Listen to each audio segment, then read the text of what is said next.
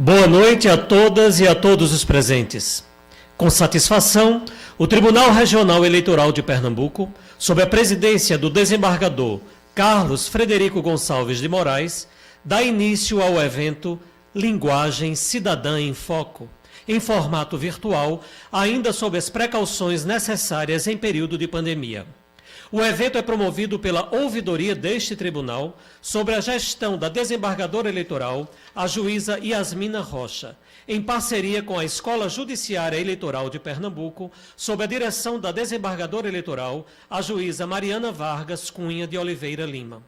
O evento, em formato de mesa redonda, com o tema já citado, Linguagem Cidadã em Foco, discutirá aspectos importantes sobre a linguagem cidadã. O que é? Como utilizá-la, qual a sua importância para a participação social no aprimoramento da gestão pública e qual sua relevância para a promoção e a garantia dos direitos fundamentais dos indivíduos, o modo de ser, de se comunicar de maneira clara e simples, tornando mensagens acessíveis para qualquer tipo de pessoa.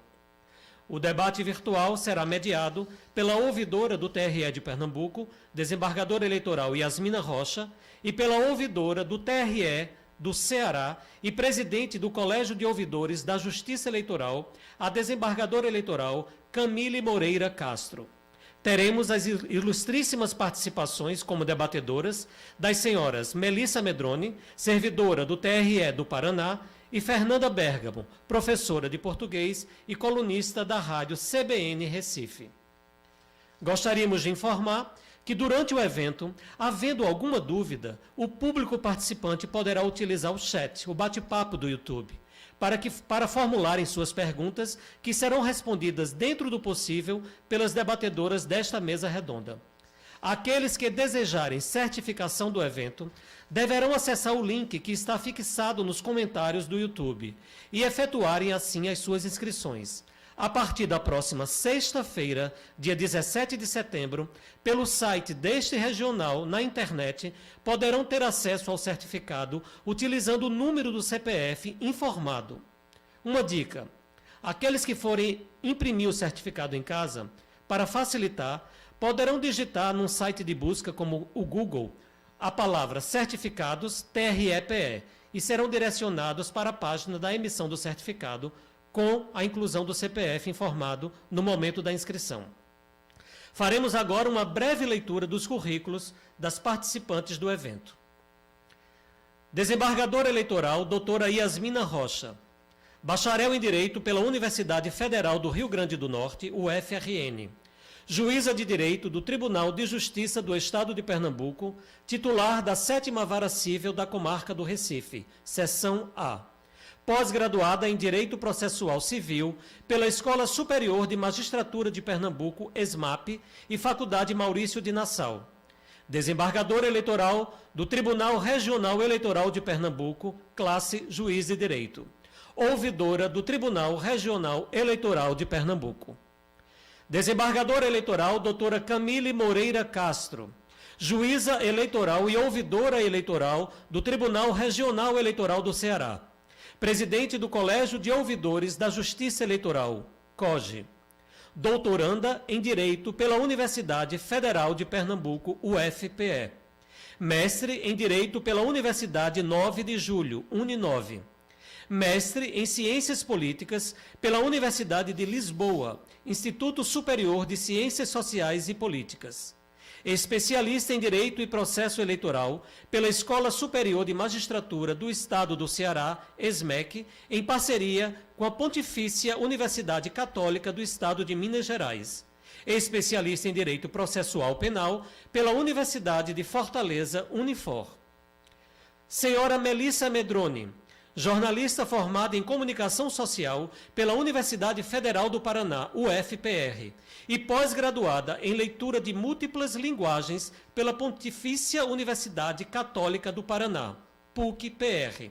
Servidora do Tribunal Regional Eleitoral do Paraná desde 2013, chefe da seção de produção jornalística, editou a Cartilha de Linguagem Cidadã do TRE do Paraná e participou da criação da Central de Combate à Desinformação, Gralha Confere.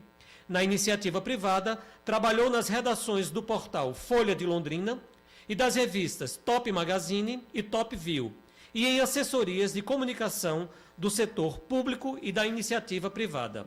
Foi colaboradora do jornal Gazeta do Povo e é autora dos livros Museus do Paraná, da Secretaria de Estado da Cultura, e do livro Corredor Polonês, da editora Barbante. Professora Fernanda Bergamo, professora de português e redação há mais de 30 anos, com pós-graduação em gestão educacional. Preparadora de alunos para o Enem, vestibulares e concursos. No segmento de empresas, trabalha há mais de 10 anos realizando cursos de atualização in company para algumas das maiores instituições públicas e privadas do Brasil. Professora do projeto Educação da Rede Globo e do portal G1, TEDx Speaker, colunista da rádio CBN Recife, palestrante em congressos nacionais e internacionais e consultora de língua portuguesa para diversos veículos. Sejam todas bem-vindas e todos bem-vindos à nossa mesa redonda Linguagem Cidadã em Foco. Ouviremos agora as palavras iniciais da desembargadora eleitoral, ouvidora deste tribunal, a doutora Yasmina Rocha. Os agradecimentos iniciais ao presidente deste tribunal, desembargador Carlos Frederico Gonçalves de Moraes, aos demais membros deste tribunal, às nossas queridas palestrantes, ao nosso coordenador Eduardo Japiaçu, às assistentes da ouvidoria, e gostaria de agradecer ainda a todos os secretários, secretárias, assessores, assessoras, servidores, servidoras, estagiários e estagiárias deste tribunal, todos aqueles que contribuem, que contribuíram para a realização desse evento. Bom, falar é algo que é fácil, porém, comunicar-se com habilidade requer alguns cuidados. Para bem se expressar, eu entendo que nós temos que primeiro bem ouvir. Temos que ouvir uma escuta com empatia, aquela escuta que tenta saber o que e quem está tentando se comunicar conosco. E a partir daí é que nós conseguimos uma comunicação, estabelecer uma comunicação. Como somos servidores públicos, a nossa clientela é uma clientela bastante diversificada. Pessoas das mais variadas características nos procuram. Pessoas de idades diferentes, pessoas de escolaridades diferentes, pessoas de necessidades diferentes, de vontades diferentes e percepções diversas. Eu me recordo dos meus primeiros anos como juíza em comarcas do sertão do Nordeste, quando eu tinha uma dificuldade de compreender e de ser compreendida por aquelas pessoas a quem eu ouvia, seja numa audiência, seja no atendimento.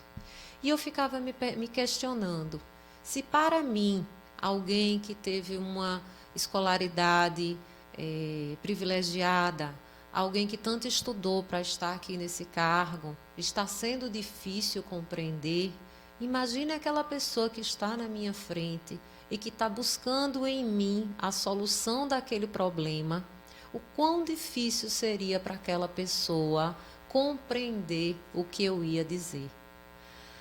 Essa percepção, juntamente com a percepção de professora muito jovem, me fez usar sempre, defender sempre e procurar sempre ter uma linguagem, ter uma fala, como um bate-papo, como uma conversa, uma linguagem simples que pudesse incluir desde aquele sertanejo até o presidente do tribunal.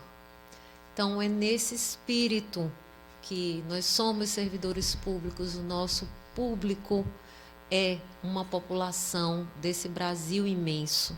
Nós temos, sim, que nos preocupar em bem ouvir e bem comunicar.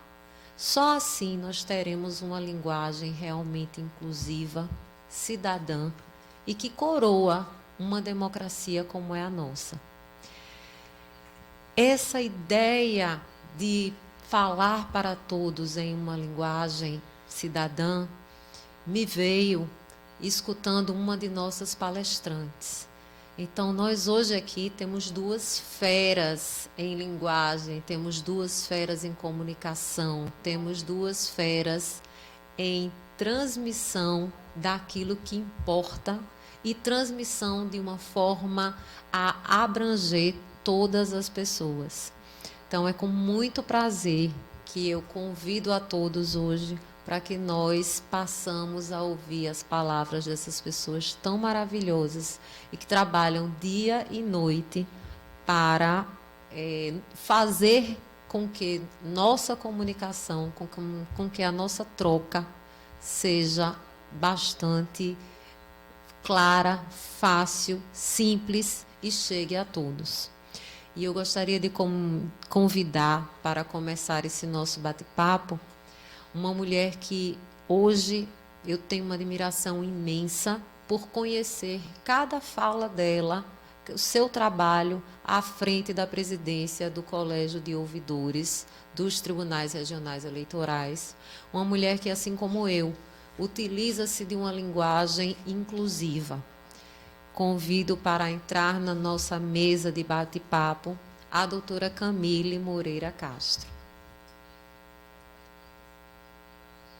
Obrigado a todos, a todas os presentes. Inicialmente, antes dos agradecimentos, gostaria de utilizar rapidamente de um recurso de autodescrição, porque é um recurso de acessibilidade para as pessoas com deficiência visual, que acompanham também este evento, para rapidamente informar que tenho a pele clara, sou mulher, uso um blazer preto, um vestido preto, com um traçado vermelho com branco, próximo ao pescoço, em um ambiente branco, com porta preta e um sofá verde escuro ao lado direito.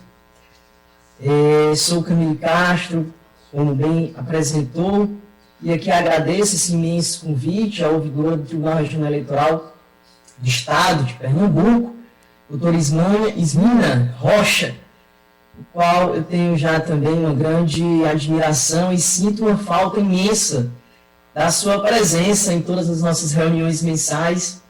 E isso me tem, especialmente, não só a diretoria, me torturado, porque a gente sabe que tem chocado com as sessões do seu tribunal. Nós não esquecemos em nenhum momento o pleito dessas alterações de data, estamos trabalhando de forma que a gente possa alcançar o maior número dos tribunais regionais eleitorais, em especial de Pernambuco, que tão bem se comunicam com a gente do COGE, com toda a diretoria, e que aproveita essa oportunidade, doutora, de lhe fazer um convite de que, a partir de hoje, passe a integrar uma assessoria especial da diretoria do COGE, que seria uma assessoria de relações institucionais, juntamente com um integrante que temos até hoje, que é o doutor Pécio, ouvidor do Tribunal Regional Eleitoral do Mato Grosso. Não vejo aqui se a doutora Ismina Rocha, acho que ela não sei se ela saiu aqui do vídeo, se alguém puder informar, se não, passe aí logo o recado, antes que meu tempo acabe, de que ela tem esse convite, essa honra de vir junto à diretoria do COGE. É uma oportunidade que a gente está dando, não aos ouvidores, mas à nossa diretoria, de ter ao lado ouvidores assessorando nas nossas relações institucionais. Então fica aqui o agradecimento e o imenso orgulho de estar presente com as palestrantes, doutora Fernanda Bergamo, doutora Melissa Medroni, que estou aqui muito mais para aprender do que para passar uma mensagem mais técnica. Tenho a dizer aqui, de forma muito rápida, a gente teve esse pequeno atraso, que é normal, da questão técnica, de que estou certa e tenho afirmado isso em diversas situações e enquadramentos, que nas palavras reside o verdadeiro poder dos cidadãos. Posso até afirmar que sou um pouco ariditiana, porque acredito que a vida pública reside, antes de tudo, nas palavras ditas na polis, na cidade. E por isso as palavras não são neutras que podem ser um fator de inclusão e exclusão, né? Tenho certeza que as palestras hoje vão tocar um pouco também nesse assunto, e trago isso muito nas minhas manifestações sobre o poder da palavra, em especial na justiça eleitoral, onde temos a cada dia mais a participação maior da sociedade, da população, que vem, inclusive, reconhecendo e tendo como existente as ouvidorias, e esse é um grande pleito do COGE, que as ouvidorias se tornem conhecidas, porque a participação do cidadão, isso é democracia, isso é participação social. Então, como eu vinha dizendo, as palavras elas podem e devem definir esses mecanismos de isonomia, mas antes disso terá que ser assente que deverá vigorar o princípio da isegoria, que não é mais do que a igualdade do direito de falar e ser ouvido, né? Porque as palavras elas sustentam a linguagem humana, que é a base da comunicação que utilizamos. Então, essa nossa linguagem como humanos ela é complexa, e claro que não cabe aqui as diversas vertentes dessa abordagem, né? Convém que a gente entenda, ou que entendermos que a linguagem elas podem atribuir-se múltiplos usos sociais e culturais, e além dela expressar fatores de identidade, de pertença a determinados grupos étnicos, sociais, e servir de fator de unidade e de diversidade também, né? Fica assim, e penso eu, demonstrado que a linguagem é a base do entendimento.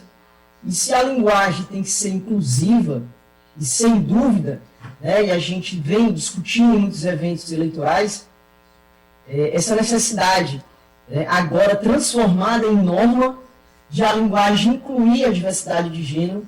Então ela tem que ser, antes de tudo, uma linguagem cidadã, que é o que vamos tratar aqui hoje com as nossas ilustres palestrantes, as quais eu também tenho grande admiração, vejo de longe em outros eventos, espero ver em breve de perto.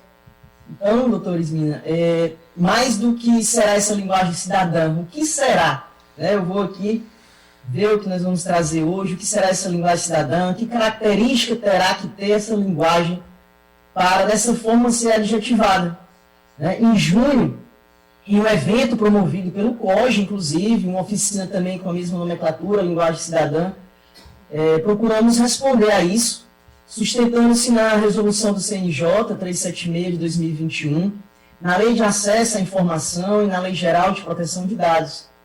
E, num resumo, penso que, não ser abusivo, chega-se à conclusão que a linguagem cidadã tem que ser clara, compreensível a todos e a todas. E essas foram, inclusive, as palavras do nosso vice-presidente, Dr. Tiago Paiva, do TRE do Estado do Paraná, quando ali também se manifestou. A administração pública, os serviços públicos em geral, mas também os poderes constitucionais instituídos, que tanto temos discutido no dia a dia, dentro da ciência política, são muitas vezes herméticos na linguagem que usam.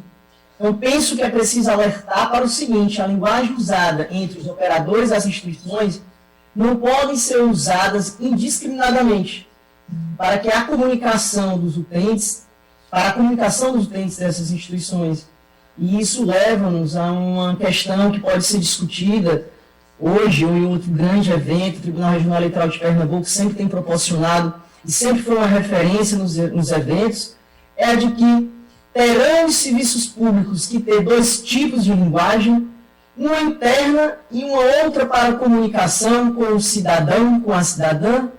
Fica a inquietação levantada aqui já de início, e doutora, continuando essa busca de uma característica da linguagem cidadã, restringindo-se aqui ao ambiente de comunicação dos civis com os cidadãos, estamos com certeza de que todos de acordo, ela terá que ser sempre clara e entendível. Fico sempre feliz com a comunicação do Tribunal Regional de Pernambuco, todos os encaminhamentos dentro da formalidade necessária, dessa linguagem fácil, dentro das liturgias necessárias, mas sempre se fazendo ser entendido. E esse também é um dos grandes motivos que gostaríamos de trazer a doutora para junto da diretoria do COGE, com essa função de nos auxiliar também nessa tarefa. Tá? Então, essas frases devem ser objetivas e começar com ideias importantes, com ideias abrangentes. E aqui, por fim, gostaria de destacar que temos que entender que essa linguagem cidadã, como uma experiência técnico-linguística aplicada à gestão pública, né, os serviços, eles utilizam muitas vezes essa linguagem própria e fechada, que é quase sempre aí ininteligível, como a doutora mesmo falou, até para quem é da área do direito e vem muitas vezes de uma experiência ou numa área específica da ciência jurídica, que sai para o cidadão comum e que alguns chamam até de burocratês ou legalês. Né? Então, essa linguagem que é pesada, que é técnica, provoca um distanciamento enorme entre o emissor e o receptor. E essa situação provoca acusações de falta de transparência, muitas vezes, que é uma das nossas missões aqui na ouvidoria, essa prestação de conta, essa transparência. Né? Muitas vezes leva, inclusive, à demagogia. E eu venho destacando muito que a pandemia trouxe algo para a ouvidoria, que foi uma avalanche, de certa forma, de demandas, mas que aproximou o cidadão do poder público, e o poder público, o poder judiciário, pôde mostrar-se mais próximo da sociedade, tirar algumas imagens desse distanciamento e poder se comunicar de forma mais direta, fácil, e muitas vezes até mais barata e célere nessa comunicação. Então, essa situação pode provocar isso, e isso é muito, muito mais grave e parece ser um importante ponto, porque a gente deve buscar atingir, ao falar, o receptor e não nós, os emissores. Tá? Então, eu termino aqui com uma rápida consideração do professor de Direito, Rogélio Pérez, que ele diz aqui, numa síntese, abro aspas, é fato que uma pessoa de recursos escassos tem uma dificuldade real de acesso ao sistema judicial para reclamar seus direitos ou para defendê-los. A dificuldade não se deriva apenas dos custos econômicos, mas de obstáculos culturais ou propriamente sociais. A linguagem, a vestimenta, as atitudes da gente da lei são obstáculos reais. Conta apenas 2 casos, cita o professor. Na República Dominicana, conversei com um jovem processado que acabava de ser sentenciado por furto simples, com suspensão da pena. Perguntei-lhe qual era a decisão que o juiz acabara de comunicar e me disse que não havia entendido. Em Caracas, um dos meus assistentes entrevistou os gerentes de loja do centro que vendem a crédito bens semiduráveis, geladeiras, televisões, com a maioria de consumidores de baixa renda. Explicaram que preferiram esta clientela, pois os advogados, médicos, professores reclamavam muito. E a ameaça de recurso aos tribunais não as assustavam tanto. Fecho aspas. Então, com essas breves colocações iniciais e ficando à disposição de todos os palestrantes, destaco que a linguagem cidadã é, dessa forma, uma ferramenta imprescindível para a participação de todos, dos cidadãos, das cidadãs, na medida em que isso fomenta o entendimento e o respeito pelo regime democrático em que vivemos. Uma boa noite e fico à disposição. Agradecemos as palavras da desembargadora eleitoral, doutora Camille Moreira Castro. Abri um parênteses para dizer que a desembargadora eleitoral Camille Moreira Castro é uma grande colaboradora e parceira do Tribunal Regional Eleitoral de Pernambuco, presente em vários eventos do nosso tribunal, inclusive professora do nosso curso de pós-graduação em Direito Eleitoral. Dando prosseguimento ao evento, momento, algum problema técnico?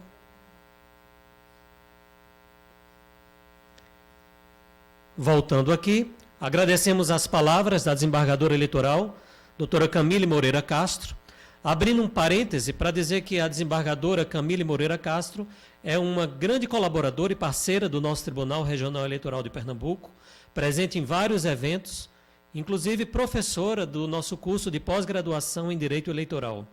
Dando prosseguimento ao evento, passaremos a palavra para as nossas debatedoras, ouvindo primeiramente a senhora Melissa Medrone. Boa noite a todas e a todos. Estão me ouvindo bem? Sim. Vou fazer como a doutora Camille, vou fazer uma breve descrição aqui também. Eu sou uma mulher, tenho uma pele clara, tenho os cabelos castanhos, estou usando um batom vermelho e atrás de mim tem uma estante com livros. Gostaria de agradecer imensamente o convite da doutora Yasmina Rocha, é uma honra muito grande estar aqui hoje. Também gostaria de agradecer o apoio de sempre da doutora Camille Castro, presidente do Colégio das Ouvidorias da Justiça Eleitoral, e saudar a minha colega jornalista Fernanda Bergamo. Na pessoa da Raíssa, da Ouvidoria da Justiça Eleitoral de Pernambuco, eu também cumprimento e parabenizo todas as pessoas que estão trabalhando para realizar esse evento. E também gostaria de deixar aqui a minha saudação à coordenadora de comunicação social da Justiça Eleitoral do Paraná, Rubiane Creus, ao diretor-geral do TRE Paraná, Dr. Valcir Mombach, ao juiz ouvidor, o Dr. Tiago Paiva dos Santos, que trabalha junto com a doutora Camille, no Colégio dos Ouvidores da Justiça Eleitoral, e também o nosso presidente, desembargador Tito Campos de Paula. O meu nome é Melissa Medrone, eu sou jornalista de formação e sou servidora concursada da Justiça Eleitoral desde 2013. Na Justiça Eleitoral do Paraná, eu trabalho na comunicação social. E em abril desse ano, como bem já mencionou a doutora Camille, na verdade, no mês de março, o Conselho Nacional de Justiça publicou uma resolução tornando obrigatória a flexão de gênero na comunicação institucional do Poder Judiciário. Então, no mês seguinte, em abril, a Comunicação Social da Justiça Eleitoral do Paraná instituiu a flexão de gênero e já uniu essas duas situações que são referentes à linguagem, tanto a questão da inclusão, da visibilidade, quanto a inclusão da linguagem simples, que também é chamada de linguagem clara, e na Justiça Eleitoral nós estamos chamando de linguagem cidadã. E o que é isso na prática, né? Nós, na comunicação institucional da Justiça Eleitoral do Paraná, nós estamos refazendo e utilizando uma técnica para todos os conteúdos que são produzidos, tanto para redes sociais, quanto para as matérias jornalísticas, os roteiros dos eventos, as falas das autoridades, sempre com essa preocupação em ter uma linguagem simples e uma linguagem inclusiva. Como que é isso na prática, né? O conceito, que eu considero o mais completo da linguagem simples, ele diz que o conteúdo produzido, ele tem que ser suficientemente claro para que qualquer pessoa encontre a informação que precisa, entenda essa informação e faça uso dessa informação para resolver a situação que precise, seja uma certidão, seja para tirar um documento, seja o que for que essa pessoa esteja precisando, ela vendo um vídeo uma única vez, lendo apenas uma vez a mensagem, ela é capaz de encontrar, entender e fazer uso, sem precisar recorrer a um canal de atendimento presencial, a perguntar para uma terceira pessoa, né, a ligar para ter mais explicações sobre aquele assunto. O conteúdo ele se basta de tão claro, simples e objetivo que ele é.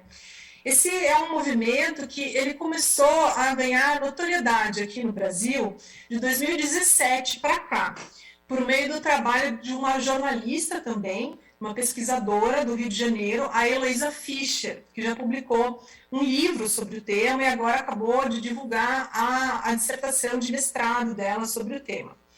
Mas é um movimento que não é novo, ele já existe desde os anos 40, principalmente nos países de língua inglesa, onde é chamado de Plain Language. Na Inglaterra existe até uma empresa certificadora para todos os documentos, tanto públicos quanto privados, que são escritos em linguagem simples, eles apresentam um selo no formato de um diamante, esse selo se chama Crystal Mark.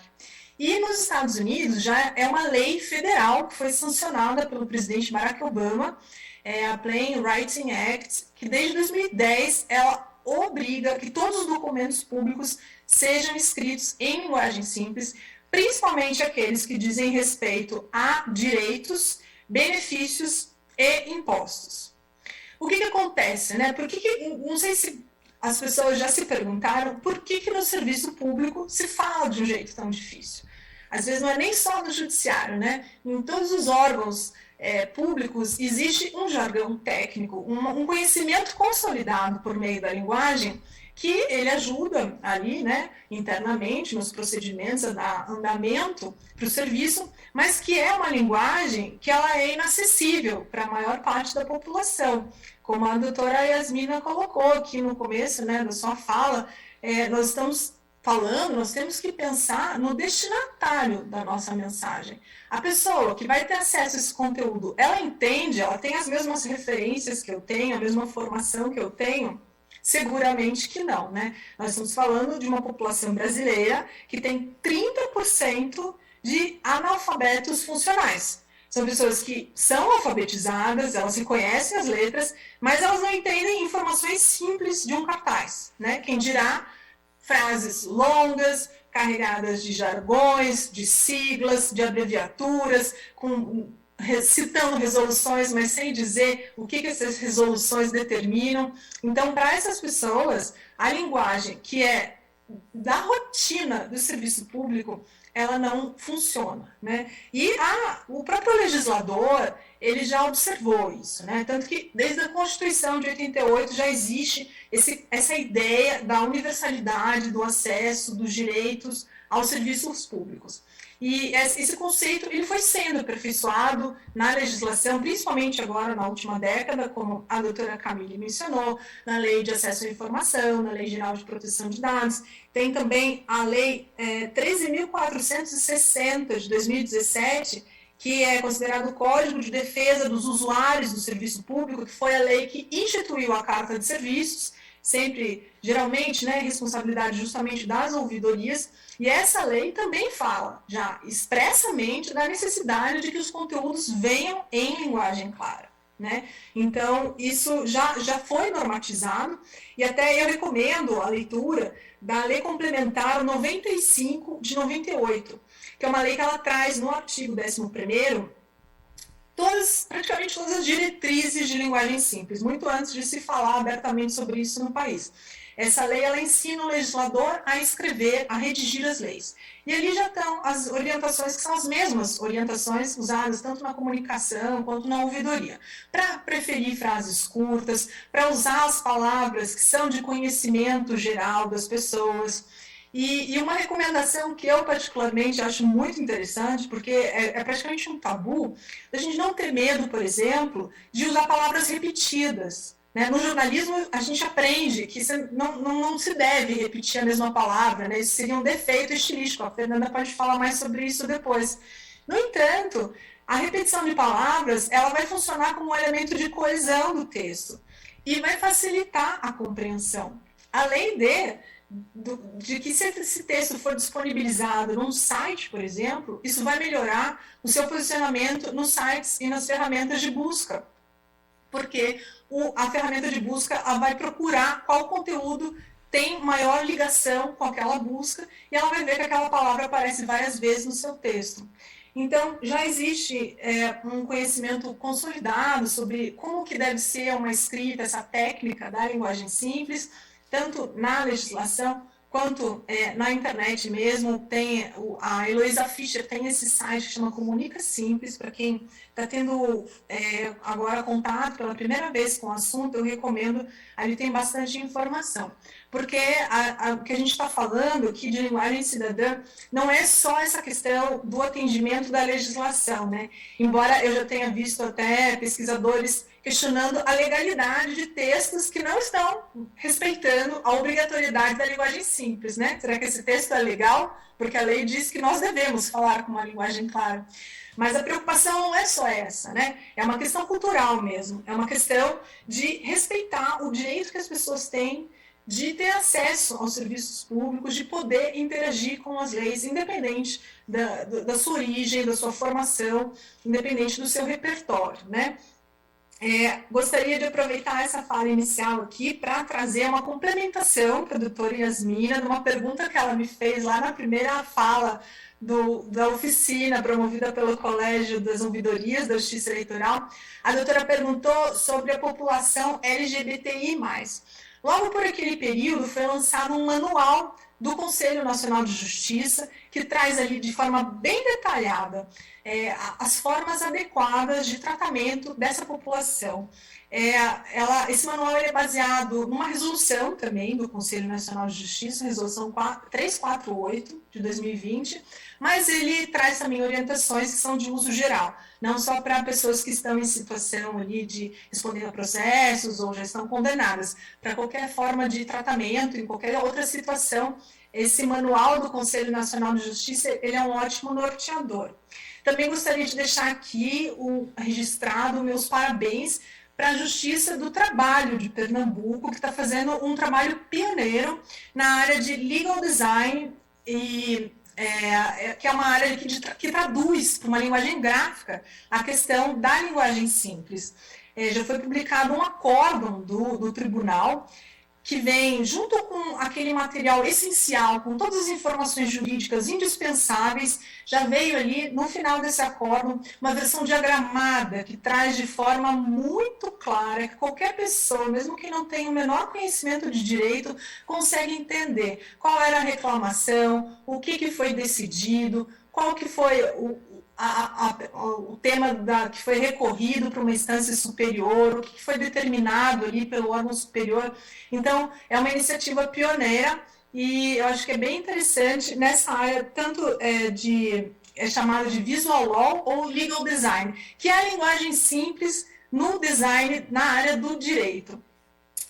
Também preciso deixar registrado aqui que o estado da doutora Camille também já está muito adiantado no Ceará nessa questão da linguagem simples. Existe um projeto de lei para instituir uma política nacional de linguagem simples, que é de autoria de uma deputada do Distrito Federal, a Érica Cocai, e parceria com um deputado do Ceará, que é o Pedro Bezerra. Então, esse projeto é o projeto de lei 6256, ele está tramitando no Congresso, quem tiver interesse, está sendo analisado ali nas câmaras, pode ser que vá à votação, pode ser que seja implementado, mas já é uma iniciativa muito interessante que merece ser acompanhada.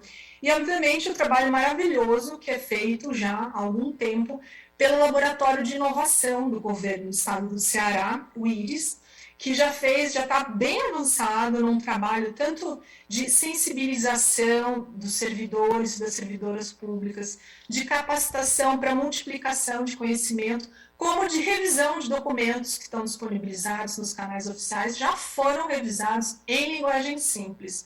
Então, para quem ainda não teve a oportunidade, eu recomendo que entre lá. A Carta de Serviços do Governo do Ceará já foi revisada com base na linguagem simples. Dá para ver bem a diferença assim, do trabalho, como obviamente é muito mais trabalhoso, mas visualmente e a parte da compreensão faz muita diferença. E esse trabalho ele fica muito evidente, assim, e tá de uma forma assim que é maravilhosa de acompanhar, mesmo para quem não tem interesse e não atua na área, que é o site do Ceará Transparente, que é a parte da ouvidoria geral do governo do estado do Ceará.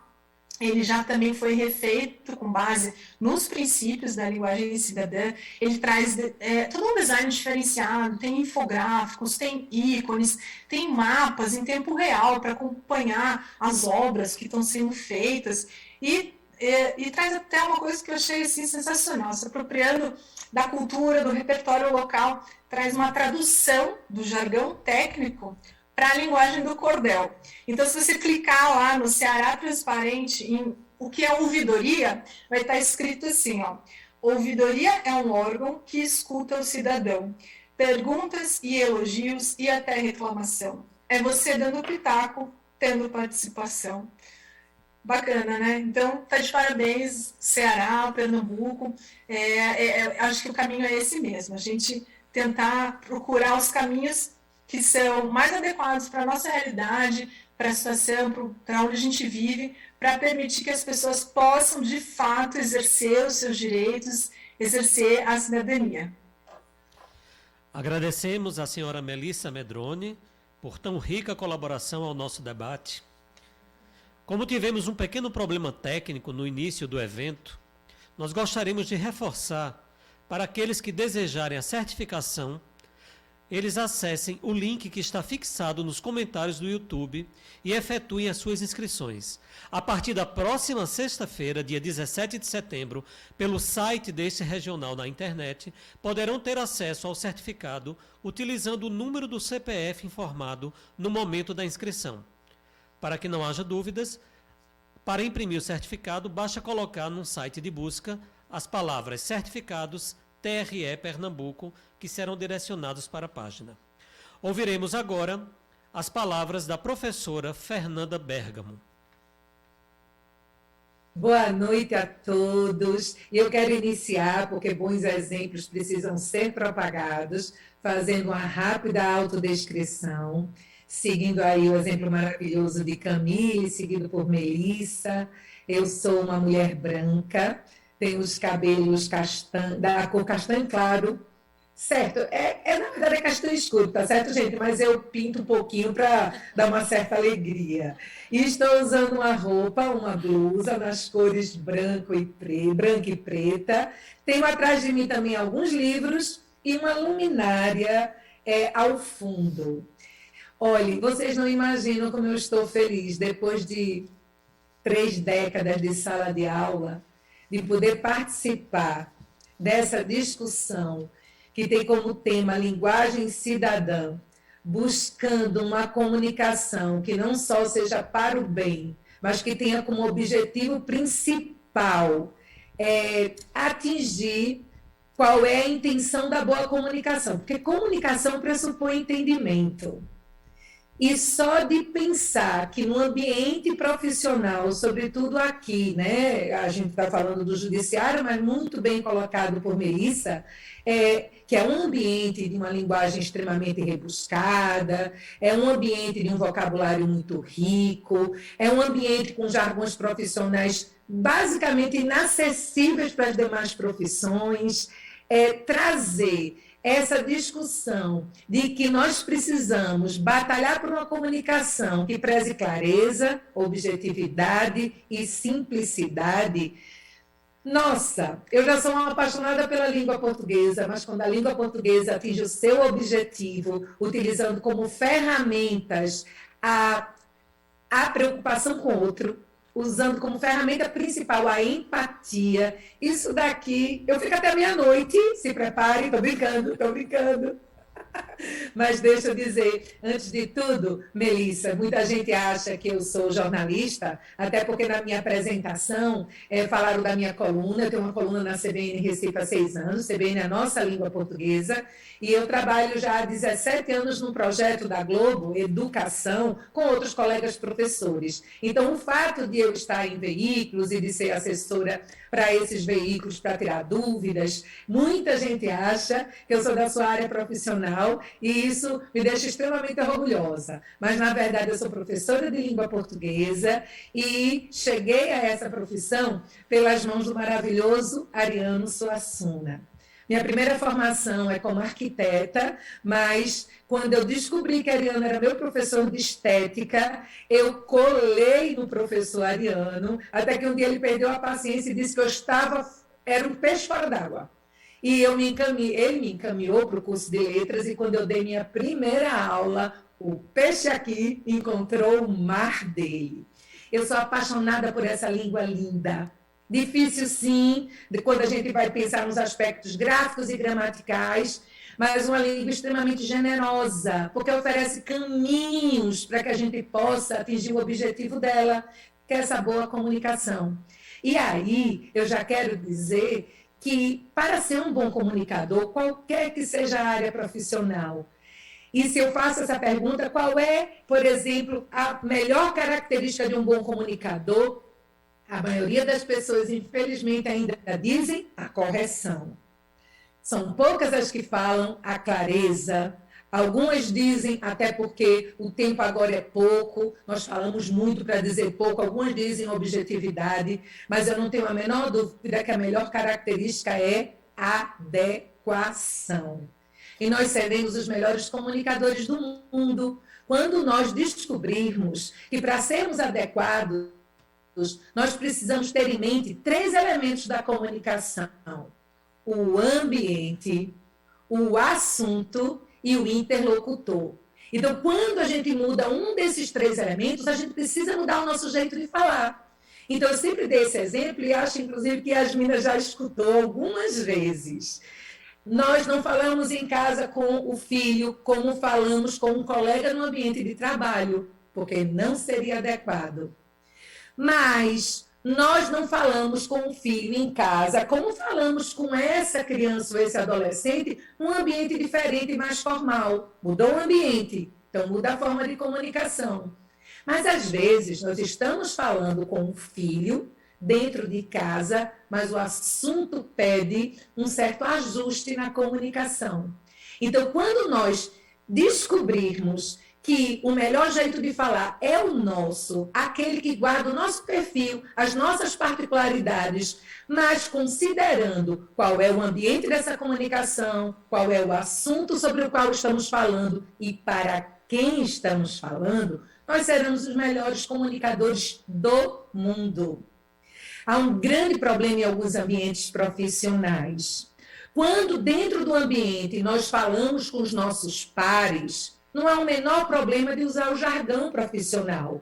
No ambiente, por exemplo, de doutora Camille, de doutora Yasmina, eles têm muito uso do latinismo, da Tavênia, por exemplo, e entre os pares isso é bem-vindo.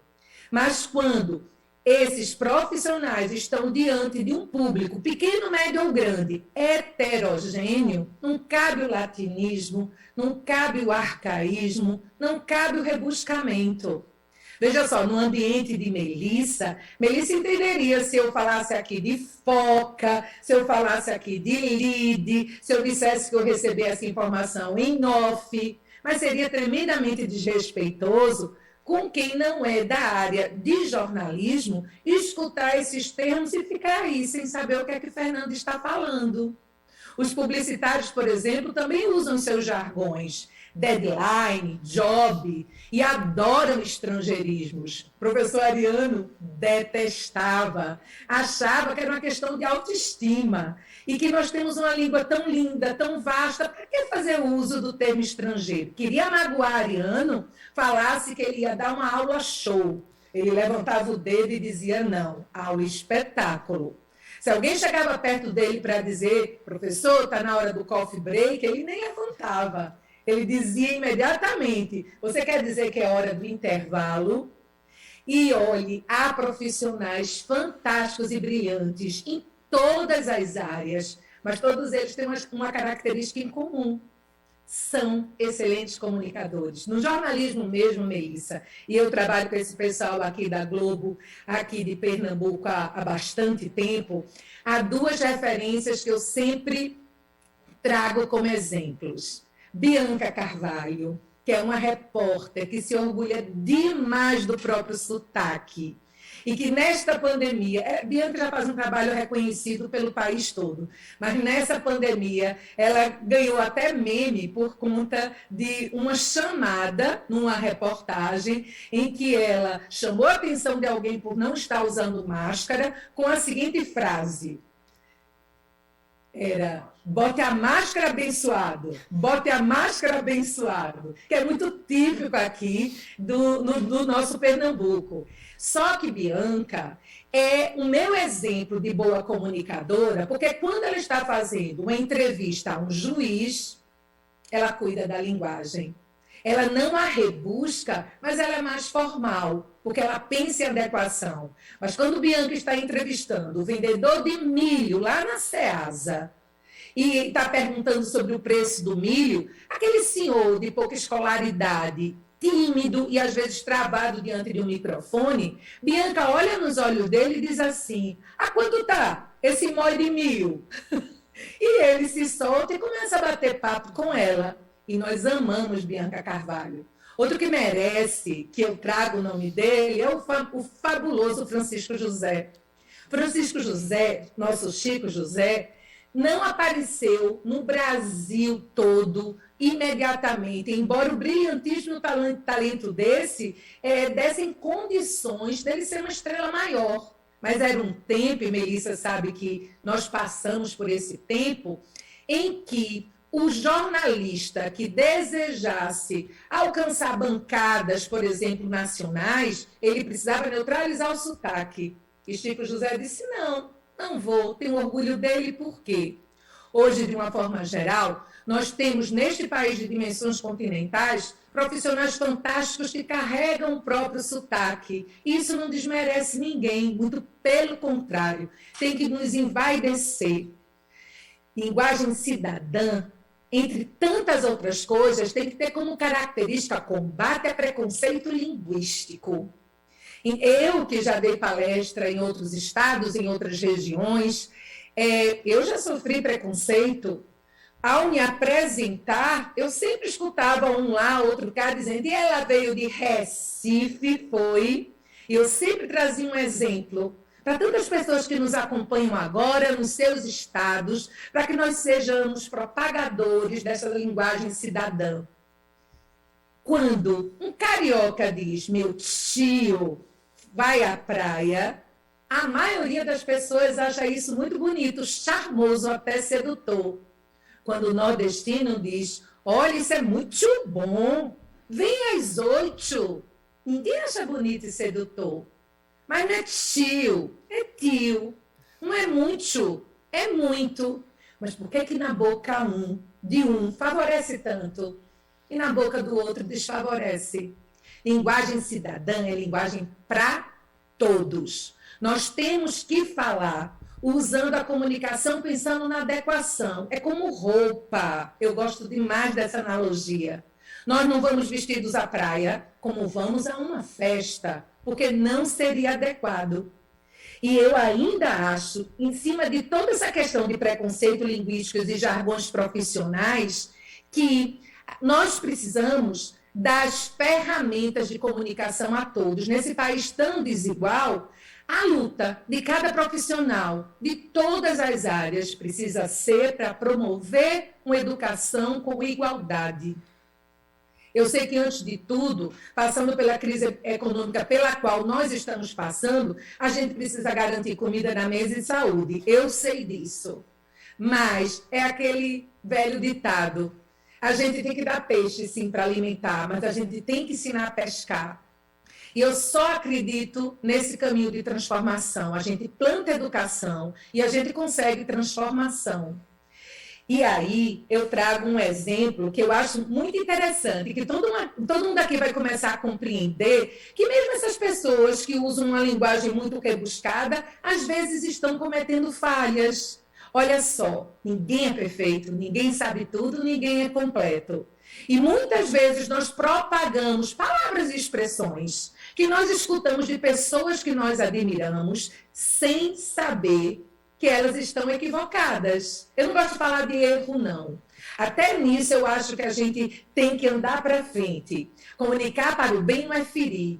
Você pode, inclusive, corrigir sem magoar. Por isso que, por exemplo, no ambiente da educação, como professora, eu sei que lá atrás, há 2 décadas, eu passava para o aluno dever de casa. Nossa, dever é uma palavra muito pesada para aquele pré-adolescente ou para aquela criança. Aí a gente resolveu trocar dever de casa por tarefa de casa. Melhorou, mas ainda não ficou bom. Hoje, a gente observa que os pais recebem seus filhos em casa e eles têm atividade de casa. Porque se a gente muda a palavra, a gente muda o valor dela e o mundo à nossa volta. Por isso que a gente precisa combater comunicação violenta, expressões racistas, preconceituosas. E olha, a gente precisa saber perdoar quem usa expressões porque não tem conhecimento a respeito delas. Eu tenho discutido isso demais nas minhas palestras, demais isso nos meus treinamentos. Eu cansei de escutar meus avós falando, não judie do gatinho. E hoje nós sabemos que judiar não deve ser usado, que denegrir não deve ser usado. Mas há muitas pessoas que, por falta de conhecimento, ainda chamam a mesinha de cabeceira de criado mudo, ainda dizem que aquela pessoa que acompanha o casal está segurando vela. Mas se a gente for estudar a origem dessas expressões, a gente vai observar que precisamos tirá-las do nosso repertório. Então, nessa questão de a gente admirar, de sermos fãs, porque somos fãs uns dos outros, eu admiro cada uma de vocês, muito. E, às vezes, por admiração, nós nos apropriamos do bom exemplo. O que é que Camille fez? E eu não tinha nem pensado nisso, viu, Camille? A autodescrição. Tem uma postura mais cidadã, mais empática do que essa. E aí, por exemplo, eu dei esse exemplo muito recentemente para uma pessoa que tem um nível linguístico excelente. A gente, às vezes, utiliza palavras e expressões sem pensar no conteúdo delas, coisas muito simples. Por exemplo, alguém liga para a sala de doutora Yasmina e pergunta se doutora Camille ainda está lá. Só que quem atende não é doutora Yasmina. Um senhor que está lá atende e diz assim: doutora Camille, desculpe, ela não se encontra. Todos nós já ouvimos isso aqui muitas vezes e talvez até já tenhamos falado. Mas no momento que ele, em lugar de usar simplesmente, por que a gente deixou de dizer simplesmente? Doutora Camille, ela não está neste momento. A gente achou mais bonito dizer ela não se encontra. E acabaram de chamar a Camille de doida. Camille está por aí, ó, se procurando. Ela não se encontra. E essa propagação tem a ver com essa questão de que, num passado até recente, nós imitávamos pessoas que admirávamos, porque aquele jeito de falar parecia dar poder. E não dá poder. Poder mesmo é dado quando a comunicação é entendida, absorvida por todos. Conhecimento bom é para ser compartilhado. Olha só, não sei nos demais estados, mas aqui, agora já foi reescrita, ainda bem, uma lei estadual que obriga prédios públicos que tenham mais de 3 andares a colocar ao lado do elevador o seguinte texto: antes de entrar no elevador, verifique se o mesmo encontra-se parado neste andar. E esse é um uso equivocado do mesmo. Não está certo, não. Dentro da norma culta, você não usa mesmo assim. Essa lei já foi reescrita de tanto que eu já falei. Ela já foi reescrita e substituída em todos os locais que eu dei treinamento. Por algo muito mais simples. Antes de entrar no elevador, verifique se ele se encontra neste andar. Então, linguagem cidadã é a linguagem, e eu acho que precisa ser, às vezes, até pela força da lei, talvez de alguma punição, sobretudo no ambiente dos servidores, de pessoas que servem ao público, nós precisamos propagar que a comunicação cidadã é aquela que deve ser entendida por todos, porque isso é promoção de justiça. Muito obrigada, gente. Agradecemos as palavras da professora Fernanda Bergamo, referência no nosso estado, no nosso país, no ensino da língua portuguesa. Seguindo a programação do evento, teremos agora um momento de perguntas para as nossas debatedoras. Assim, passamos a palavra para a desembargadora eleitoral, doutora Yasmina Rocha, que fará uma pergunta para cada debatedora convidada. Queridas palestrantes, eu fico feliz, eu fico exultante, eu fico maravilhada cada vez que eu as ouço. Para mim um prazer muito grande saber que eu nunca na minha vida, acredito eu, usei palavras difíceis, palavras rebuscadas, palavras incompreensíveis ao cidadão mais simples. E eu me criticava muitas vezes por isso. Eu talvez me achasse pouco erudita, vamos colocar assim.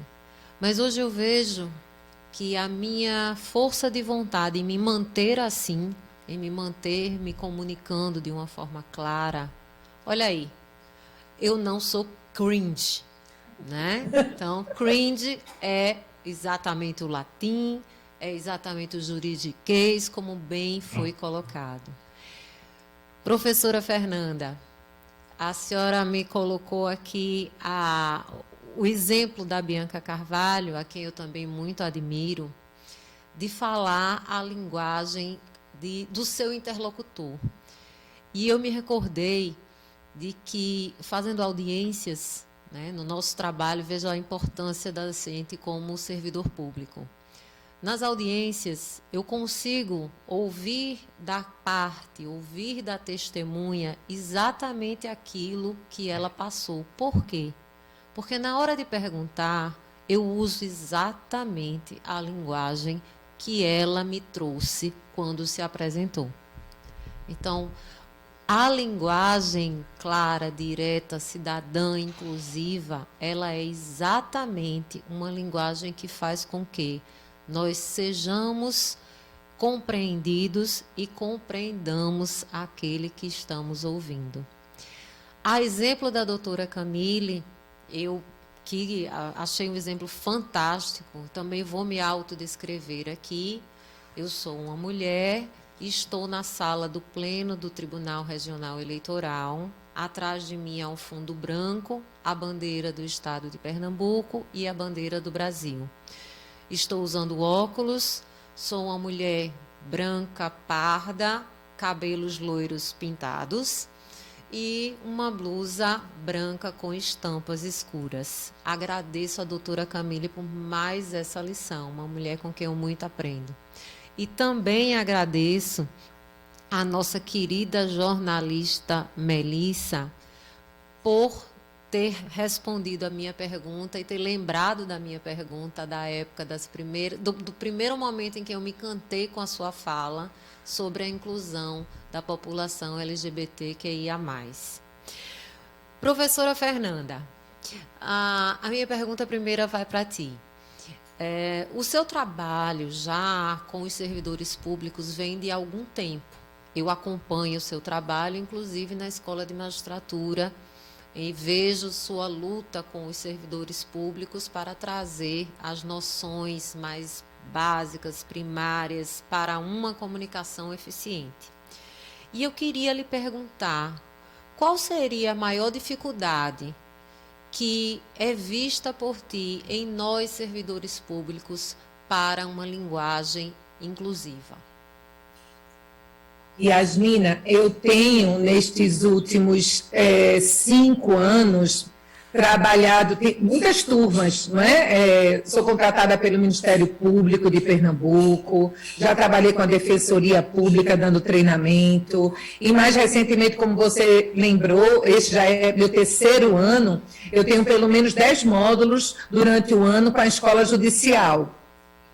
Eu tenho ficado muito feliz com o fato de eu ter sempre turmas muito numerosas, de pessoas que estão muito interessadas em melhorar a própria comunicação e de entender exatamente o objetivo deste nosso encontro aqui, que a melhor comunicação é aquela que apresenta a linguagem cidadã.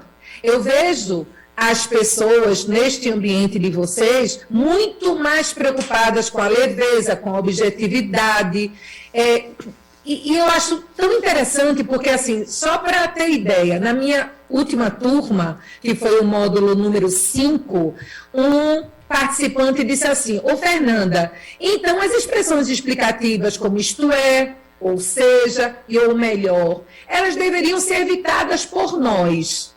E eu parei para pensar e fiquei muito surpresa de dizer para ele que assim, nós não precisamos tirar do nosso texto as expressões explicativas. Mas eu compreendi naquele momento que o que ele queria dizer é o seguinte: se eu uso muito isto é, ou seja, ou melhor, é para dizer novamente o que eu já disse. Então eu estou ou assumindo que eu não fui claro na primeira vez que eu falei, ou eu estou subestimando a capacidade da outra pessoa, do meu interlocutor, me entender, e por isso eu preciso dizer com outras palavras.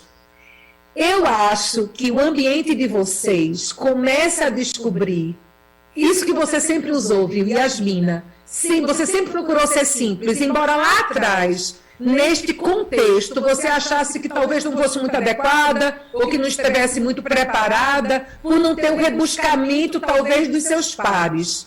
Mas lá atrás você já percebia que você precisava ser clara. Eu ainda acho que neste ambiente há pessoas que consideram que o rebuscamento é necessário, infelizmente. E eu falo isso já começando pelo curso superior.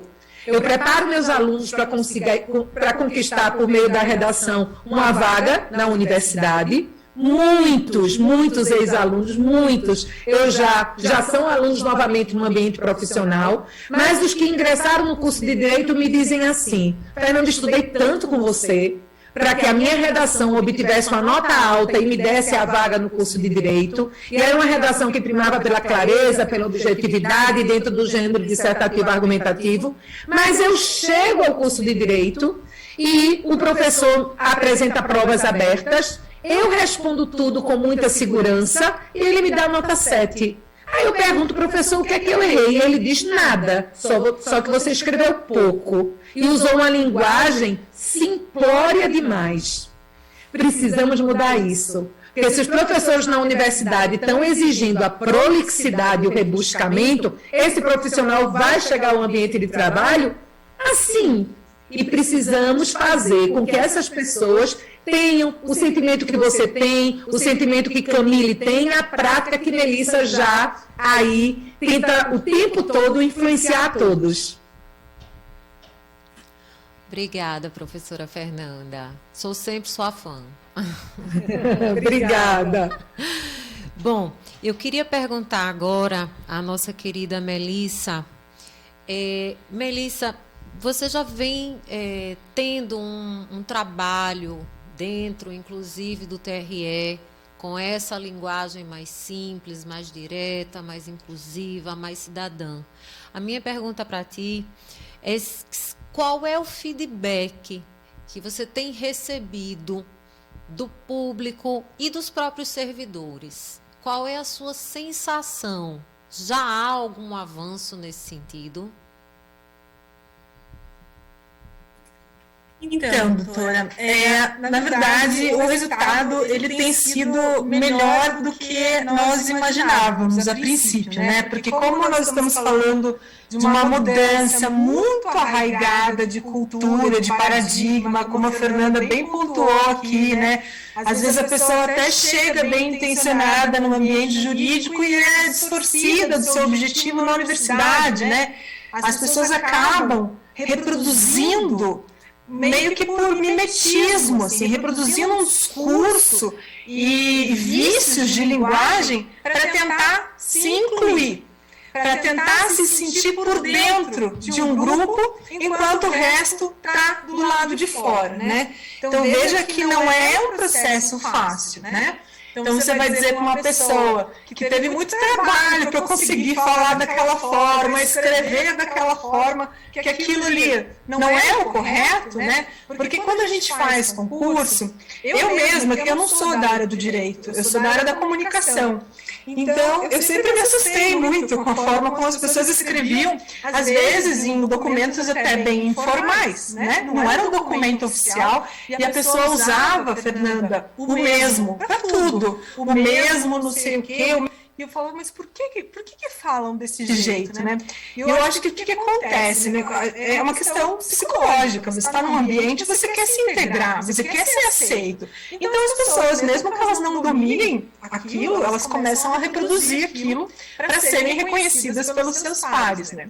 Então o processo de fazer o inverso, de você parar, em vez de tentar imitando essa linguagem, reproduzindo esse discurso, parar e tentar convencer as pessoas de que por que você faz dessa forma? Será que dá para a gente fazer diferente? É indo contra fluxo, né? E contra a corrente. Mas, justamente por ter esse contexto, a gente imaginava que ia ter uma dificuldade, mas, no entanto, foi bem isso que a Fernanda falou. As pessoas, parece que cai uma ficha, sabe? As pessoas, elas têm um contato inicial, por exemplo, reforço que foi a Heloísa Fischer, que está com 2 cursos na Escola Nacional de Administração Pública. Muitas das pessoas que trabalham com comunicação pública estão tendo acesso a esse movimento por meio desses cursos. Na hora, parece que cai uma ficha. Meu Deus, por que mesmo que a gente faz isso, né? Será que a gente... Por exemplo, eu recebo uma portaria, uma resolução e me pedem para fazer a divulgação nos canais oficiais. Como que sempre foi feito? a presidência ou o tribunal determina, por meio da resolução tal coisa, que vai ser suspendido o expediente agora no dia 6 de setembro.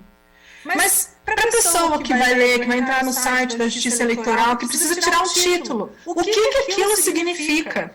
O que importa que é qual o número da resolução. Eu tenho que dar publicidade para a resolução. Esse é meu papel na comunicação social. Mas eu também tenho que fazer esse esforço de pensar que a pessoa quer tirar um título e para ela não interessa o número da resolução, se vai ser suspenso ou se vai ser reposto aquele dia de trabalho. Ela quer saber, vai estar fechado? E se vai estar fechado, o que eu posso fazer então? Tem algum telefone? Tem algum lugar que eu possa clicar? Né? Então, a gente tem muito mais trabalho para se comunicar de forma simples. Dá muito mais trabalho. Mas o que é mais fácil? Né? Lógico, a educação ela é a base de tudo. Mas eu, como comunicador, o que é mais fácil? Eu ter esse trabalho de parar, de reescrever, de ficar ligando para a área técnica, me explica o que isso significa na prática, do que todas as pessoas, as 100 mil, as 500 mil pessoas que vão acessar aquele site, de traduzirem aquilo que eu estou querendo dizer, né? Então, quem tem que ter esse trabalho sou eu, por obrigação. Eu ouvi uma vez de uma servidora da Justiça Eleitoral que ela não era obrigada a ficar explicando direito para jornalista. Aquilo doeu, né? Aquilo eu acho que foi ali que começou, assim, sabe? Essa minha preocupação e essas minhas pesquisas para ver, gente, não é possível isso, né?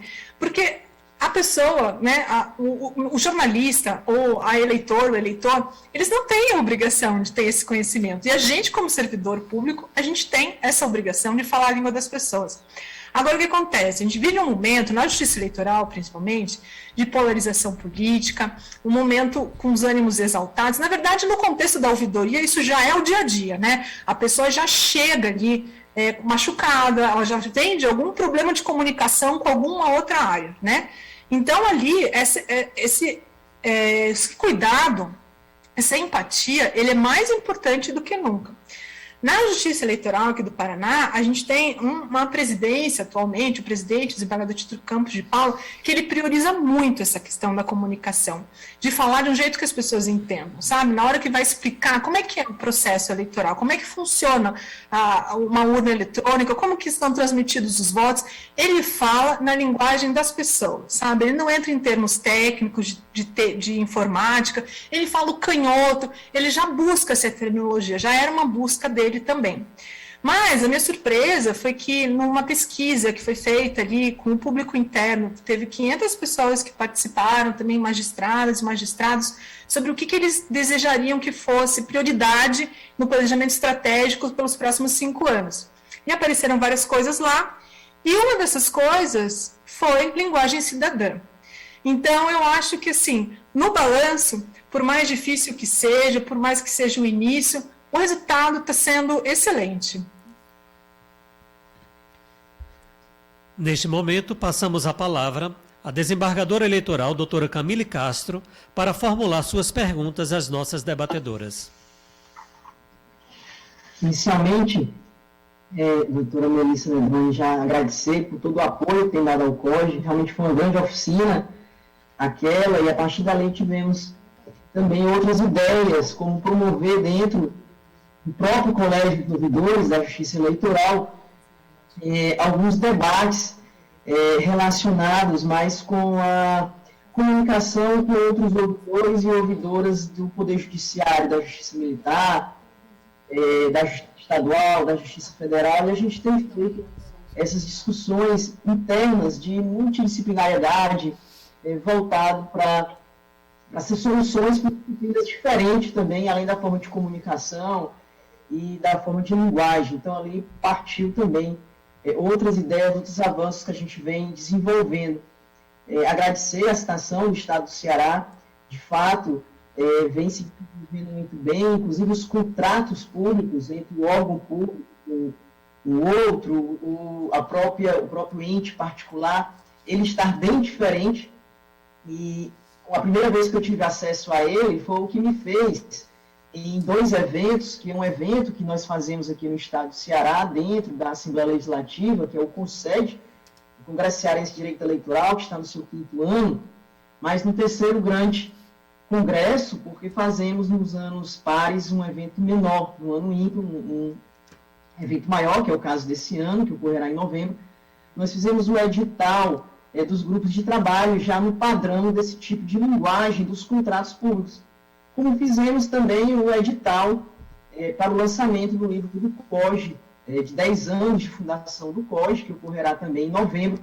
Esse edital saiu com uma linguagem e um formato mais interativo, e veio justamente dessa ideia dos contratos aqui do Estado do Ceará, que nos mostraram que tem sido realizado com uma linguagem mais cidadã, uma linguagem mais simples, mas também com figuras, né, com destaques para chamar a atenção exatamente nos pontos onde os contratantes devem melhor observar. Aquilo me chamou muita atenção, então agradecer a referência ao Estado e essa multiplicação que nós temos feito, inclusive, para o meio acadêmico. Tenho aqui um ponto na sua fala, a questão das palavras repetidas, né? Esse destaque, essa importância, que é a pergunta, seria só para a linguagem, ou seja, para a oralidade, para o oral, ou também para a escrita, essa importância? Doutora Camille, para a escrita também. E por isso que eu acho que é até uma surpresa essa orientação, porque justamente a gente aprende, a Fernanda até pode falar sobre isso, a gente aprende que uma boa redação, ela não tem repetição de palavras, né? Na clássica ali, aquela que vai ter, estilisticamente, olha só, né? Mas isso é uma coisa de literatura, e a gente não produz literatura no serviço público. A gente quer que a pessoa entenda o que a gente está dizendo. E para a pessoa entender o que a gente está dizendo, a gente tem que usar palavras conhecidas. Se a gente fica buscando sinônimos, a gente em algum momento vai usar uma palavra que não é conhecida daquela pessoa. Quantas vezes a gente não vai no dicionário procurar um sinônimo para não repetir uma palavra do seu dicionário do próprio programa ali de texto?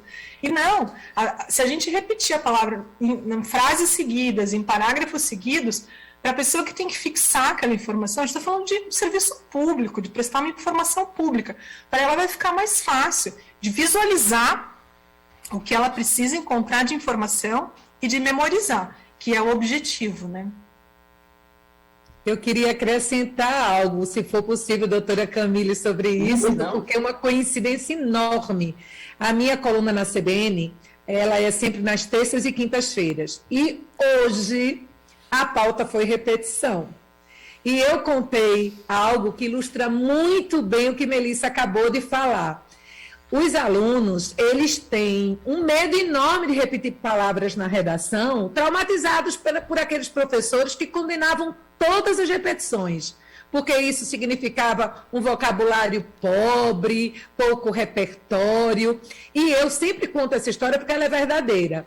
Eu já trabalhei como corretora de vestibulares e na época que a Coveste era responsável pela correção das redações das provas aqui da Federal, eu trabalhei no final do ano corrigindo redação. O tema da redação daquele ano era mulher, persistem no Brasil as discriminações, e eu estava corrigindo um pacote que pleiteava vaga para medicina. Então eram redações de alto nível, porque você não pode ser bom nem muito bom em redação se quiser medicina. Você tem que ser ótimo, porque se a nota não for ótima, sua média vai para baixo. Então eu estava corrigindo redações maravilhosas. Aí me deparei com uma redação de um conteúdo brilhante, só que a única falha desse candidato foi não repetir.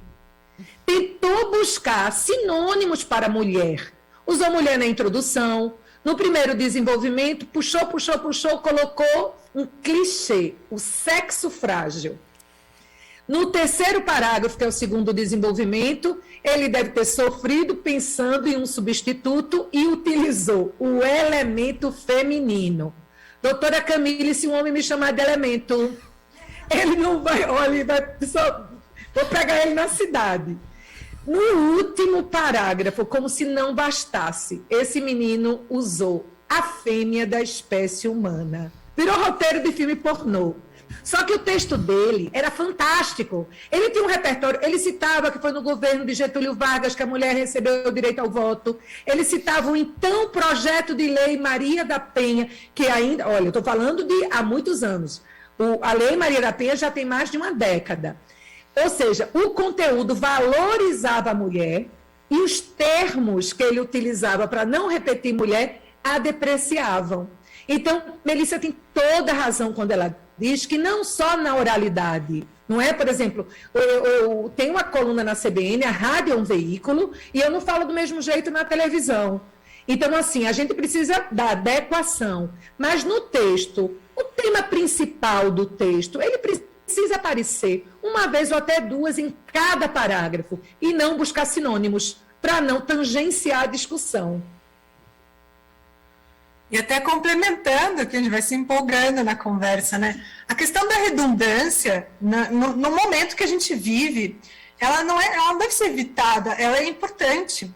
Por causa disso que a gente vive hoje, que não é uma pandemia só, mas é uma infodemia. Nós recebemos muita informação de todos os lados e a gente não está com a concentração necessária para absorver tudo que está recebendo.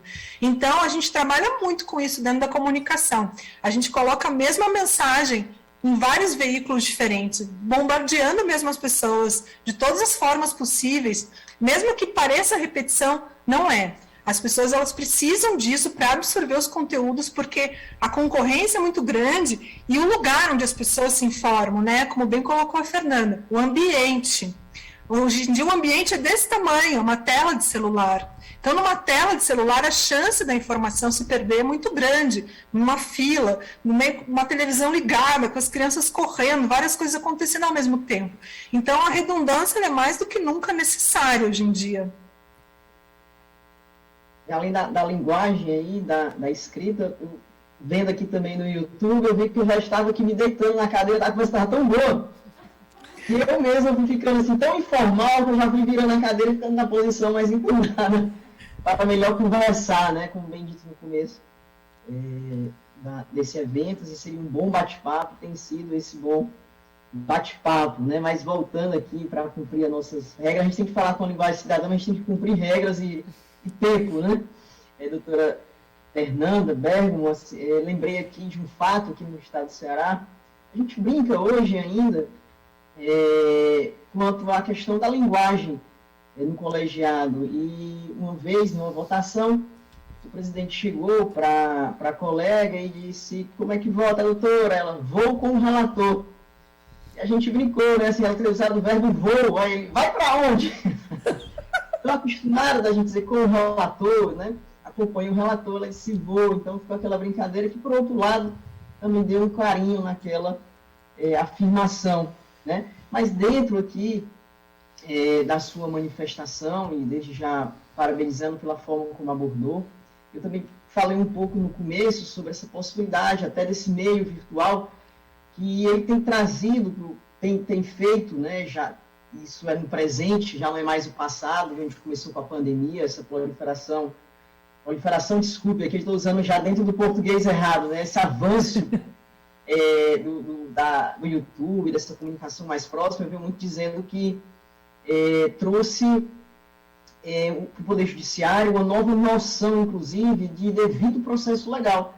Os próprios conceitos dentro do Poder Judiciário, a gente pode até trazer uma nova forma de processo legal, uma nova forma de contraditório para a defesa, encurtando a desigualdade social e tornando o ambiente mais democrático. E, por outro lado, trazendo isso também para a ouvidoria. E aqui é onde entra a minha pergunta, a minha manifestação, de que forma podemos trazer, a gente possa trazer isso para a ouvidoria, e no judiciário especificamente, essa maior aproximação com o controle social e aproximação com as presidências, diretorias, né? A ouvidoria muitas vezes é confundido com a corregedoria, né? E a gente tem feito esse trabalho, essa aproximação com a sociedade. Seriam campanhas de informação, seriam políticas públicas. A gente tem tratado hoje de simplificação de linguagem, né? Desburocratizar todo o sistema. Mas poderia ser essa política pública ou essa campanha de informação nesse tema que estamos abordando aqui hoje, para especificamente Poder Público, Poder Judiciário? A pergunta é para mim ou para a Melissa? Porque... Para a senhora. Embora não esteja dentro aqui do judiciário, assim, especificamente. Não, mas eu compreendo. Trazendo a experiência assim, de políticas públicas, porque ele traz o setor privado, formas de comunicação, aí vem o marketing, vem a comunicação em si mesmo, né? Assim, como é que seriam as campanhas que poderíamos fazer, essas campanhas de informação, a política pública para que nós, do judiciário, possamos fazer com que a sociedade saiba que existem essas legislações, sejam informadas e trate também sobre essa temática de hoje? Eu acho que o que está sendo feito aqui, ele precisa ser replicado. Essa iniciativa de vocês tem que ser considerada um pontapé inicial para inúmeras mesas de discussão como essas, para que nós possamos atingir pessoas nesse ambiente profissional e para que elas saibam, porque muitas não sabem, doutora Camille, não sabem que podem usar a linguagem simples, que devem usar a objetividade, que elas... Por exemplo, a fala de doutora Yasmina é perfeita. Ela achava no começo que talvez ela estivesse usando uma linguagem inadequada. Quantos servidores talvez estejam nessa mesma situação, se sentindo diminuídos, achando que não tem um repertório tão vasto, que não tem uma competência linguística à altura. Muitas vezes são diminuídos por pessoas com as quais convivem, que continuam com textos engessados. A senhora falou sobre a questão de textos oficiais, e assim, eu sou muito a favor do texto padrão. Mas esse texto padrão não pode ser mais de 1900 antigamente. Ele tem que ser reescrito para que esse conteúdo seja apresentado acessível agora para todos. Os padrões de antigamente não servem mais aqui. Eu vou dar um exemplo muito simples, dentro de um ambiente textual relativamente novo. Ninguém mais se livra de escrever e-mails. Mas eu me deparo com e-mails que começam assim: venho por meio desta informar. Olha só, a gente já viu aberturas assim desde 1900 antigamente.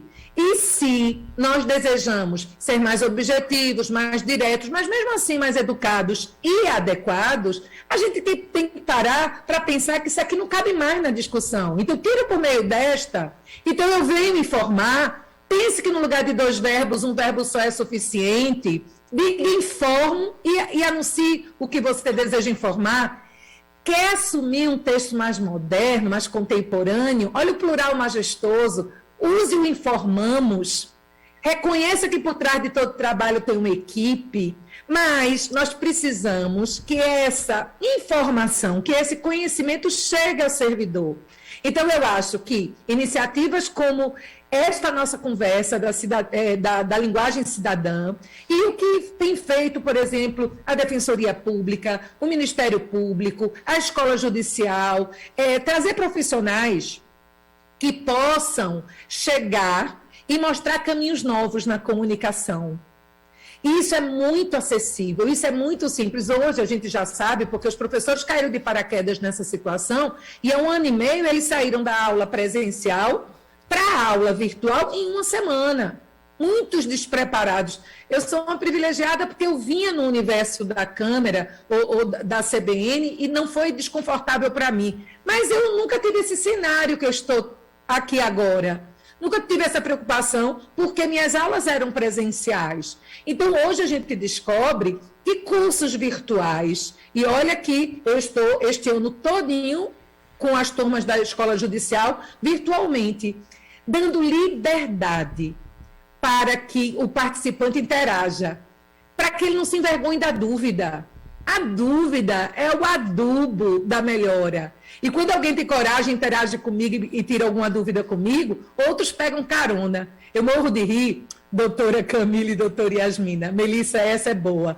Porque muita gente diz assim, eu deixo meu e-mail disponível para aceitar sugestões, críticas, para tirar dúvidas. Aí eles dizem assim para mim, quero escrever para você, não. Tem como eu telefonar? E eu sou muito informal. Eu prefiro, mesmo aqui, eu prefiro usar a gente no lugar de nós. Eu digo pra, digo oi, digo né. Tem os vícios da oralidade, porque é possível. E eu sei que é adequado, porque estamos falando de linguagem cidadã. Mas eu acho que nós sabemos qual é a resposta. Eu acho que essas políticas públicas elas são importantíssimas porque a gente precisa promover justiça a partir do direito do outro se comunicar com simplicidade e clareza. Nós gostaríamos de registrar a participação de outros colegas de outras ouvidorias eleitorais, bem como de outros órgãos. E dizer que qualquer dúvida, esclarecimento, sugestões, a equipe da nossa ouvidoria está à disposição para receber pelo e-mail da ouvidoria, ouvidoria@tre-pe.jus.br.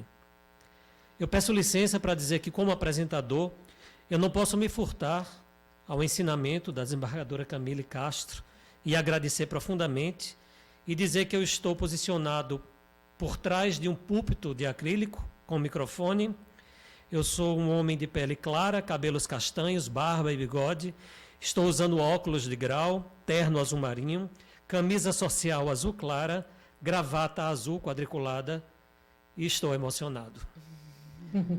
O Tribunal Regional Eleitoral de Pernambuco agradece imensamente a presença de todas e de todos, o empenho da equipe de servidores e servidoras da ouvidoria e da Escola Judiciária Eleitoral, a colaboração das servidoras e servidores da Secretaria de Tecnologia da Informação e Comunicação e da Assessoria de Comunicação deste regional, bem como a todos os técnicos envolvidos na transmissão do nosso evento. E para finalizar, ouviremos as palavras de despedida das nossas debatedoras e mediadoras desta mesa redonda Linguagem Cidadã em Foco. Com a palavra, a senhora Melissa Medroni. Obrigada, Eduardo. Eu também estou emocionada. Foi muito bom estar aqui com vocês hoje. Aprendi muita coisa.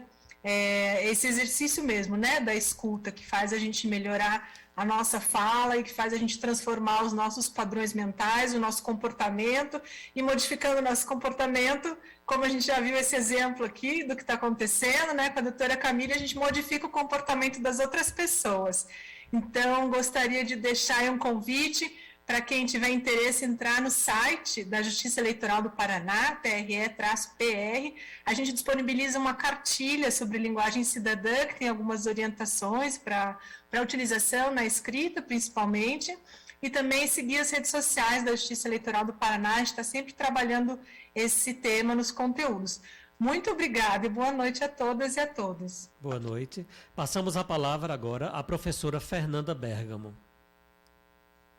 Eu quero agradecer muitíssimo, eu saio enriquecida, aprendi muito, muito, eu digo sempre isso, quem diz que é o professor que ensina, mal sabe como é importante para todos nós essa troca, desde a fala inicial de Yasmina, quando ela disse sabiamente que a comunicação, ela, para ser positiva, a gente precisa começar ouvindo. E não só isso, aprendi tantas outras coisas. Doutora Camille, muito obrigada. Nunca mais deixarei de iniciar qualquer treinamento, palestra, participação minha, sem uma autodescrição. Melissa, estou ansiosa. Logo depois que acabar aqui, eu vou ler avidamente essa cartilha. Estou interessadíssima. E muito obrigada, doutor Eduardo, pela apresentação, sua autodescrição. Só não disse que o senhor está tremendamente elegante, eu já adianto. E quero deixar aqui novamente a minha gratidão e meu boa noite a todos. Passamos a palavra agora à desembargadora eleitoral, doutora Camille Castro. Eu gostaria de agradecer a todos que até agora estavam aqui, agradecer imensamente o convite, dizer também que eu sempre me emociono quando faço, e hoje em especial também, porque também estou um pouco cansada, peço até desculpa, preparando aí os finalmente do evento de 10 anos do COGE, que ocorrerá na sexta-feira, pelo YouTube do TRE do Mato Grosso do Sul. Então hoje, desde ontem, a gente tem trabalhado incansavelmente para deixar tudo certinho. Na verdade, é um evento mais para marcar os 10 anos de criação do COGE e também das ouvidorias eleitorais. Né? Então, peço até desculpa um pouco pelo cansaço, um pouco por falar rápido, mas sempre também me emociono com essa autodescrição e às vezes acaba até por não fazê-la completa. Né? E aí eu sempre aprendo também com os que também fazem, assim, a cada detalhe a gente vai acrescentando como uma forma também de sempre se aperfeiçoar. Então, agradeço novamente e destaco aqui, por fim, que a maneira mais simples da gente construir uma linguagem cidadã é conhecermos os nossos usuários, né? Então, pretender isso, né, simplificar nosso objetivo também no código, que pretendemos simplificar que o cidadão, a cidadã, elas precisam encontrar, né, simplificar o que elas querem, o que elas precisam encontrar, e que lhes seja possível compreender o que encontrarem, né, e que essa resposta seja útil e dê resposta ao que necessita. E, por fim, eu gosto sempre de citar um trecho de uma música que uma vez eu vi o ministro Barroso citando, e em um evento na América Latina, para as magistradas eleitorais, de toda a América do Sul e Central, eu citei até achando, assim, num espanhol, portunhol, mais ou menos, achei que elas não fossem entender e gostaram bastante, que é um trecho da música Dom de Iludido, Caetano Veloso, que diz: cada um sabe a dor e a delícia de ser o que é. Então, minha gratidão a todos e uma boa noite. Boa noite. Encerrando este valoroso evento, ouviremos agora a desembargadora eleitoral, ouvidora deste regional, a doutora Yasmina Rocha.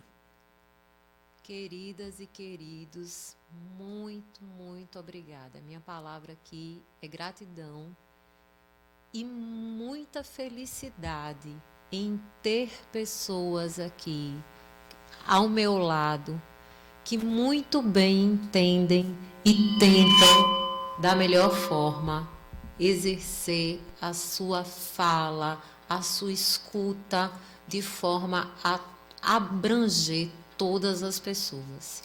Eu queria agradecer imensamente às nossas palestrantes, à nossa debatedora, dizer que sou fã de todas, agradecer ao querido Eduardo por muito, tão maravilhosamente nos representar, agradecer a equipe da ouvidoria aqui presente, Raíssa, Williane, e a todo o pessoal da técnica que está aqui com a gente até agora, do TRE, agradecer a paciência de todos pelas falhas técnicas e dizer que faço um convite a todas e a todos.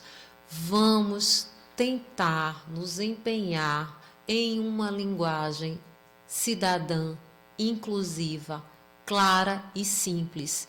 E só assim nós vamos conseguir ter uma verdadeira democracia no nosso país. Muito obrigada e uma boa noite.